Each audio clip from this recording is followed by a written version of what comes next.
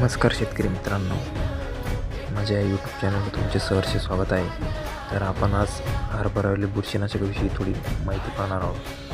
तर जेनेट हे बुरशीनाशक हरभऱ्यावरील मर रोगासाठी अत्यंत प्रभावी आहे. यामध्ये थायपनेट मिथाइल 38% आणि कासोगामायसिन 2.21% SC फॉर्म्युलेशनमध्ये असून हे 40 मिली प्रतिपंपासाठी वापरावे लागते.